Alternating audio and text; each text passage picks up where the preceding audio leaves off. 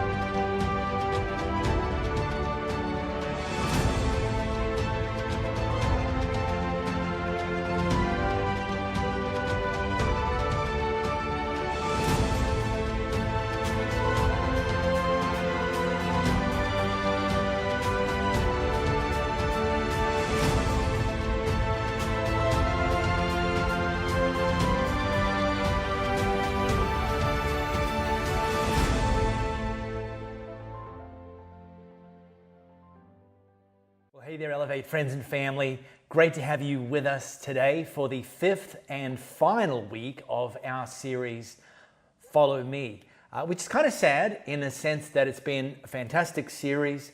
We've been getting a lot of great feedback from the practical steps people have been taking. And look, at the end of the day, who doesn't like talking about and learning from Jesus? So it's kind of bittersweet. This has been a 5-week series, and I would certainly encourage you to go back and watch on this platform or listen on your favorite podcast app if you missed any of the first 4 weeks. Now, here's a question. Does anyone here know somebody who has a PhD in making excuses? Yeah, okay. Some of you are thinking about your kids right now. But look, people can be really creative when it comes to excuses. You know, there's the classic student excuse, the dog ate my homework, which thanks to digital technology doesn't kind of work as well these days. You know, the dog ate my iPad. It's not quite so plausible. Then there's the whole thing of excuses for being late for work, you know, which a couple of decades ago, you might have told your boss, oh yeah, you know, overnight the electricity went off in my house and that disconnected my alarm clock, my electric plug into the wall alarm clock. And so I woke up late with it just flashing 12:00 midnight. Well, smartphones have put an end to that one, which, by the way, have also put an end to one of the other creative excuses where you say, oh, I forgot to set my clock forward an hour or back an hour when it comes to changing daylight savings time, because of course our smartphones do that automatically. Or again, smartphones to blame. We can't say, oh, I got stuck in traffic because our boss says you didn't check your traffic app before you left home. Now, I appreciate the self-awareness and honesty of this one. We're likely to be a little late because of who I am as a person. Yep, all right.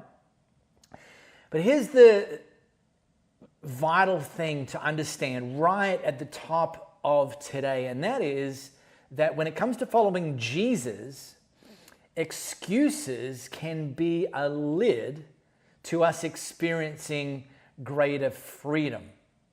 So, if you've got your smartphone, speaking of which, smartphone camera, how about you scan this flow code? It's going to take you to Luke chapter 9. And what we drop into in Luke chapter 9, Luke's one of Jesus' 4 biographers, what we drop into is what's known historically as the travel narrative. And it begins here in chapter 9, where Jesus and his followers are actually walking or journeying from Galilee to Jerusalem.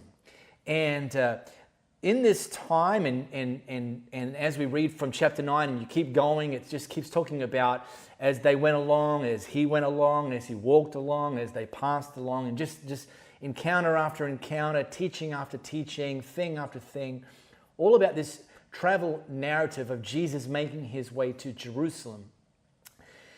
During that time, or leading up to and during that time, Jesus' fame and notoriety had been growing. And so he was becoming incredibly popular, incredibly attractive, and people would consistently gather around him. And now he's on this journey that people assumed was going to see him arrive in Jerusalem as like a political candidate on the rise and ultimately take over, like expel the Romans and take over as the new Jewish king, like a political kind of appointment. And because of that, a lot of people wanted to ride that train to power and glory. But what they didn't know, and this isn't the point of today, but what they didn't, well, it kind of is the point of today. What they didn't know is that he was definitely going to Jerusalem to exert his kingship, but it was ultimately in the form of dying on behalf of us. And so he's there, Luke chapter 9.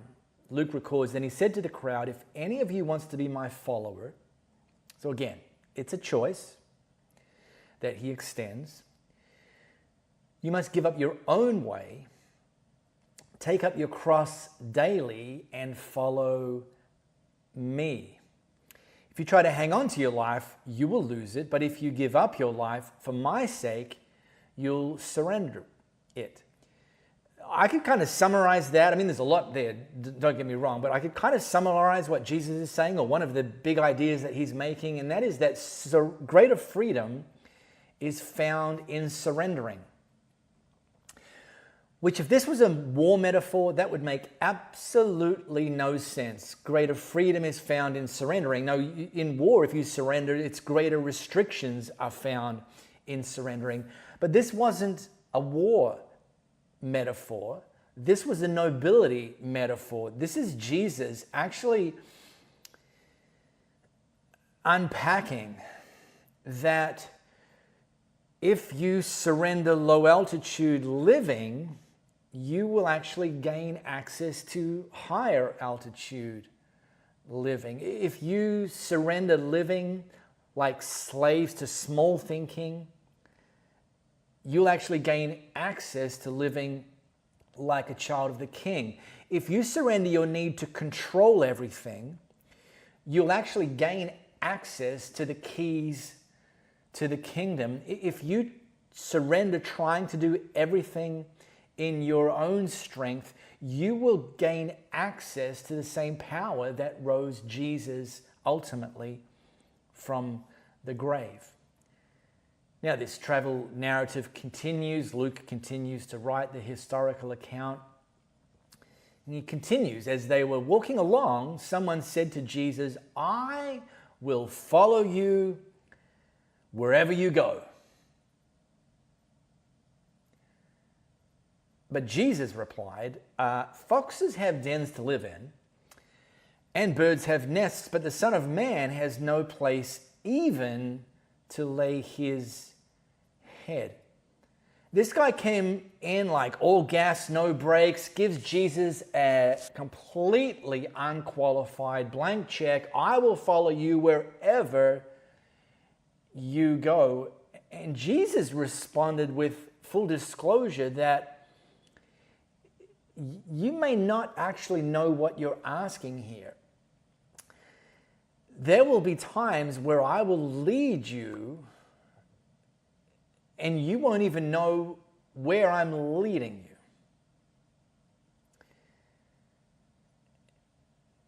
And when we hear that, it can be like, wait, what?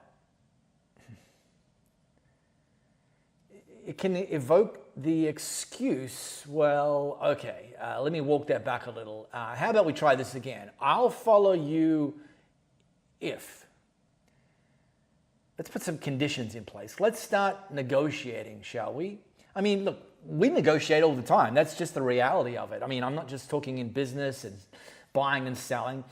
For example, we negotiate when it comes to marriage. Now, I advocate that marriage isn't 50-50.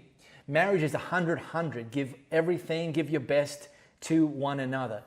But the logistics of marriage can be, well, some people might consider them to be 50-50. For example, the division of labor. Yes, I'm vividly aware that it's probably none of you that have landed on a 50-50 division of labor in your marriage. What about wardrobe storage? Yeah, see, you get married, you move in together. The husband assumes that half of the wardrobe is his and the other half is his new wife's. But what he very quickly realizes is that his 50% will decrease by a minimum of 10% per annum to where, well, you get the point. We solve that by installing separate his and hers wardrobes. So there's a pro tip right there. That said, this phenomenon of 50-50 equal, it came up in the towel racks in our ensuite. We thought we'd cracked the code, or at least I thought I cracked the code, designed our ensuite bathroom with 3 towel racks sitting one above the other. One for my towel, one for my wife's towel, and the third one for our bath mat. Beautiful. Everybody wins.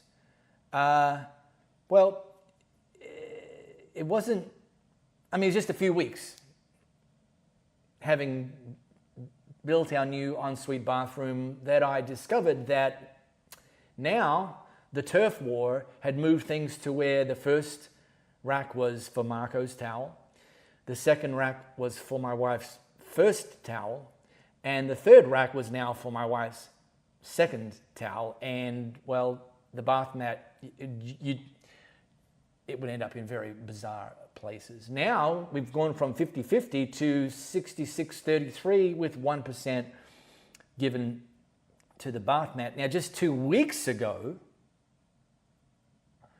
I stepped out of the shower. I went to reach for my towel. It wasn't my towel. It was my wife's towel. Now I discovered that the top rung was for my wife's first towel, the second rung for her second towel, and the third rung for her third towel. And yeah, okay, mine was still there, but it was scrunched to the point. And the point is, well, anyway, you get the point. But this necessitated some fresh negotiations. And it is easy, let's be honest, to be tempted to negotiate with God. You know, God, if you start working on my crabby boss, then I'll start being a valuable employee. If you bless me with a raise, then I'll start giving. You know, and our list can go on. And we don't ultimately know what this person did, but he was or she was challenged with the choice of following Jesus as a journey of faith over certainty, that the journey, if he or she chose to follow Jesus, was going to be about putting their faith in Jesus and not simply trusting in circumstances. And this really highlights a next level that we can grow up to. Instead of saying to Jesus, I'll follow you if, that we can actually grow up to a place where we would say, I'll follow you even if. You know, yeah, Jesus, I pray that you will bless me financially, but even if my finances continue to be a challenge, I will follow you. Jesus, I'm praying for a new and better job. And, you know, but even if that doesn't come through anytime soon, I'll continue to trust you. that you'll use me for a greater purpose in my current job. You know, Jesus, I'm praying for greater understanding of why these overwhelming challenges are going on in my life right now. But even if you don't give me full clarity, I will follow you. You know, you're not negotiating, you're surrendering. And that surrender will lead to greater freedom. So don't come to Jesus with your list. First and foremost, come to Jesus with your heart. And then Luke records that Jesus said to another person, in this case, Jesus made the invite, come, follow me. And the man agreed, but, there's a warning right there. He said, Lord, first, let me return home and bury my father. Anyone struggle with procrastination? Yeah, one of my favorite Instagram accounts is My Therapist Says. They posted this recently. 10 a.m., anything is possible. 2 p.m., but not today. You know, like it's on my to-do list, but it's kind of fallen away from my today list. So this encounter. Jesus said to another person, come follow me. And the man agreed, but he said, Lord, first let me return home and bury my father. But Jesus told him, bit of pushback here, let the spiritually dead bury their own dead. Your duty is to go and preach about the kingdom of God. So this guy saying to Jesus, let me first go home to bury my father, which on the surface seems kind of reasonable. And Jesus said, no, that's not the priority here. Let that take care of itself. Now follow me and preach about the kingdom of God. Make that your first priority, which at face value seems kind of unreasonable. But it's important to understand that based on the customs of the time, it's possible that, in fact, it's highly likely that this particular person's father wasn't actually dead. They were just probably getting on in their years. And it would have been customary for this man to go back to where his father lived and just kind of get things squared away, pay out any debts that his father might have owned, ensure that the family business and the family assets were all lined up for the, eventually his father passing. And that process could have taken 6 months, a year, 5 years, 10 years. No one knew, but he was saying to Jesus, let me go and do that first, and then once that's all done, but I can't tell you how long it's going to take, then I'll be back and I'll start following you then. And this is the excuse that looks like, Jesus, I'll follow you when? There's just a few things that are higher up the list right now. When I get them dealt with, then sure, I am all in. When I've moved a few more levels up the corporate ladder, then I'll follow you. I'll follow you when I meet the right person, when my kids are more independent, when I get my life together. But putting Jesus first is actually how you get your life together. So this is really a question of priorities, a question of first. Not that first. What's first? What does it look like in very practical terms to follow Jesus? Now, as Elevate Church, we've distilled things down to 5 essentials. We call the Elevate Essentials, and we focus on these as our priority. And we see time and time again that people who prioritize all 5 of our Elevate Essentials consistently are the ones who experience greater growth, greater transformation, and ultimately greater freedom. Let me just fly over them. The first one is for our people in Perth metro area, our live experience, or those of you like joining today, could be anywhere in the world, prioritizing our online experience every single week, making it a priority, attending or joining in online, rather than saying, well, I'll attend more regularly or I'll join online more regularly when I have more margin in my life. But it doesn't work that way. The next one is an Elevate team. And, instead of saying I'll serve when I'm a bit more mature, but right now I just need to sit back and be fed, it's like one of the ways that you grow is by serving other people. The third Elevate Essentials is Elevate groups, or those of you joining around the world, rather than joining in online by yourself, host a watch party. This idea of gathering people together and doing life together and encouraging one another.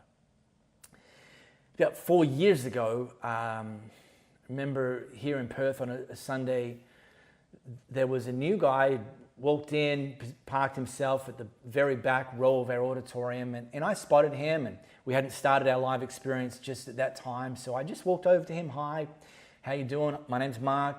He told me his name. I'm like, great, first time here? Yeah, first time here.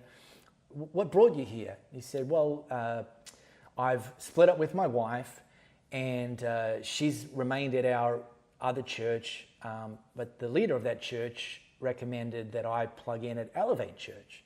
And I was like, fantastic. And I said to them, is there any potential for getting back together with your wife? And he said, no, absolutely not. I'm an alcoholic. She's given me 3 chances. It's 3 strikes. I'm out. It's game over. Okay. To this guy's credit, he did not miss a Sunday live experience. He connected into an Elevate group, and he started growing. God started restoring him. God started rebuilding him. In fact, he and his wife, though they were separated, they decided to start listening to our weekly podcasts together, and then meeting up on a neutral territory and talking about what they were learning, or what he was learning, but what they together were now learning from our teaching at Elevate. And after just over a year of him doing these, he joined an Elevate team, started serving. Despite the fact that he was broken, alcoholic, separated from his wife, displaced from his home church, after just over a year, he let us know that he wouldn't be hanging around at Elevate anymore because him and his wife were getting back together, and he was rejoining her at their previous church. And I was like, hello, yeah. This was about him making it a priority to follow Jesus in very practical ways. The fourth Elevate Essential is giving. This is so too easy to say, well, I'll give when I've got my finances all dialed in. And yet, God actually says that when we give, we actually invite him into our financial world. We actually kind of surrender the CFO role to God, and he will help us manage finances better. And then our fifth Elevate Essential is investing and inviting. We learned this week 1 of our series, Follow Me, that Matthew the tax collector, when Jesus invited him to follow him and he said yes, the very first thing he did was invite his sphere to meet Jesus, because we share what we love with those that we love. All right, and then there's a third and final one from this little slice of Luke's account of the travel narratives. Another said, yes, Lord, I will follow you, but first, here we go again, let me say goodbye to my family. But Jesus told him, anyone who puts a hand to the plow and then looks back is not fit for the kingdom of God. Again, at face value, this person's excuse seems reasonable, and Jesus' pushback potentially seems unreasonable. Jesus wasn't buying this excuse, but it actually wasn't about this person saying goodbye to the family. Jesus could figure out it was actually about this person having a tendency to keep looking backwards. And this can creep in if we're not careful. People talk about the good old days, and then we start romanticizing about the good old days. And The challenge there, because sometimes there was good, sometimes they weren't as good as you remember them.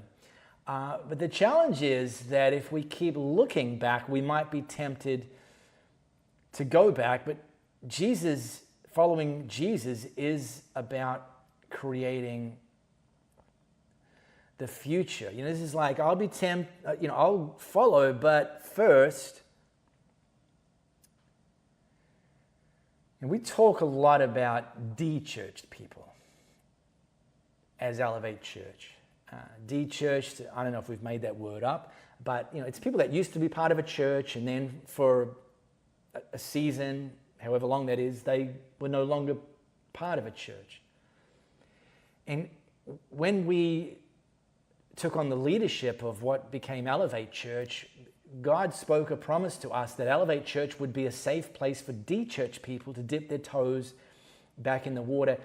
And I think one of the many reasons God impressed that and gave us that promise is that we ourselves were de-churched. We had been blown out of the water from a church by a set of circumstances that were pretty ugly, and we lost some trust in the church. And I know some of you are now part of Elevate Church, having previously been blown out of the water and found yourselves de-churched, and God led you to Elevate, and you found it a safe place to dip your toe back in the water. And we say that is brilliant. Brilliant. And one of the things I like to do when I meet a de-churched person who's dipping their toes back in the water, I just say, tell me your story. I said, no judgment. I said, we were de-churched. I get it. It happens. We got blown out of the water. I'll tell you our story sometime if you're interested. But tell me your story. And sometimes it's a story of being blown out of the water. It's ugly. But not always. This is what I've learned talking to many de-churched people who are dipping their toes back in the water. Some of them just kind of started looking back. They were part of a church, but they said, well, I just started hanging out with some of my old friends again. And I drifted away. Well, I just started I was getting stronger, so I kind of thought, well, I can handle some of my old habits again. They won't affect me like they affected me the first time around the block. And then they drifted away. I kind of felt a gravitational pull back to some of my old priorities, and then church, and it just became less important. And guess what? I drifted away. And we say when we meet them, welcome back. Great to have you here. No judgment. We've been expecting you, and we're excited for the next chapter of your journey. But here's the thing. If you ever get tempted to look back and feel that it's causing you to want to go back, stop. Excuse me. Look for where Jesus is leading you, and look forward and move forward. Because here's the reality. Freedom is found on the other side